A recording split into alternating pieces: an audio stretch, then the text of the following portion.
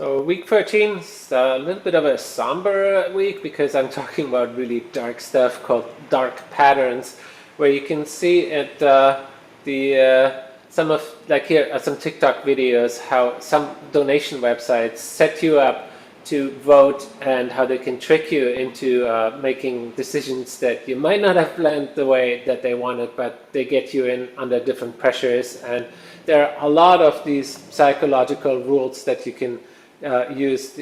For example, here I have I'm going to show you, these are called bias cards, and I think we can do this as an assignment in the class to go through different psychological tricks that marketing and designers can just keep up in mind what it does to people. And you want to also kind of dangerous because when people get tricked, they don't, that's not nice to find out, of course.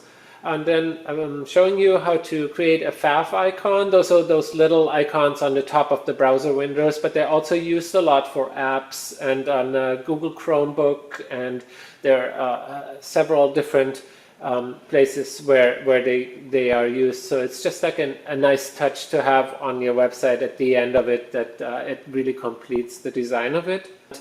When people look at our culture in way back in, let's say 1,000 years, they dig out this culture, what would they find of us? So there is everything digital, so everything will be pretty much lost, but there is a machine that records websites from the past. If it's still around, it's called the Wayback Machine. It's fun to look at some of the very early websites that are completely overwritten a million other times because the web is always evolving. So this is sort of a history that records it. So I'll look at that for a little bit.